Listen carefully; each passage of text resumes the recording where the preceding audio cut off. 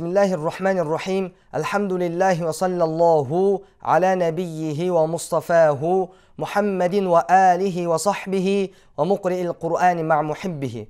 Бүткүл аламды жараткан Аллах Таалага чексиз мактоолор болсун. Жана сүйүктүү пайгамбарыбыз Мухаммад саллаллаху алейхи ва салламга, анын үй бүлөсүнө, жана сахабаларына, жана андан кийин келген Куранды жан дили менен сүйүп окуган жалпы мусулмандарга Аллахтын саламы жана рахматы болсун. Аллах Таала өз ырайымы жана берешендүүлүгү менен кыяматка чейин келе турган адамдарды туура жолго жана эки дүйнөнүн бактылыгына багыттап, өзүнүн ыйык сөзү болгон Кур'ани Карим түшүрдү.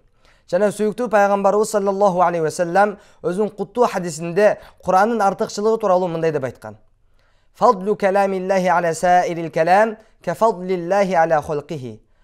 Аллах Таала өз макулуктарынан, жараткан нерселеринен канчалык улуу болсо, Аллахтын сөзү и Кур'ани Карим дагы башка макулуктардын сөзүнөн ошончолук улуу.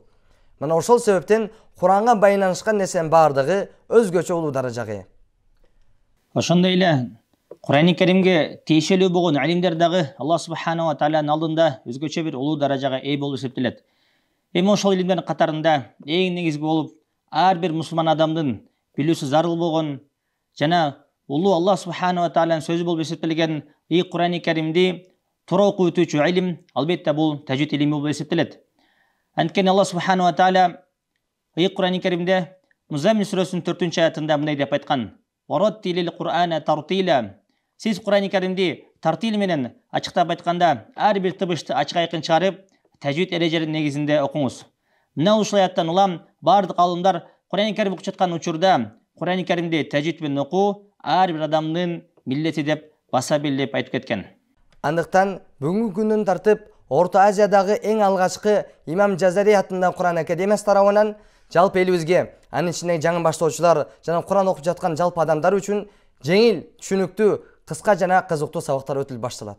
Эми бул өтүлүп турган сабактар узакка созулган илимий изилдөөлөр жана эбегейси зор менеттен кийин Имам Жазари атындагы Кур'ан академиясы тарабынан жарык көргөн Ахкамут тажвид, тажвид эрежелери аттуу абройлуу китептен болот.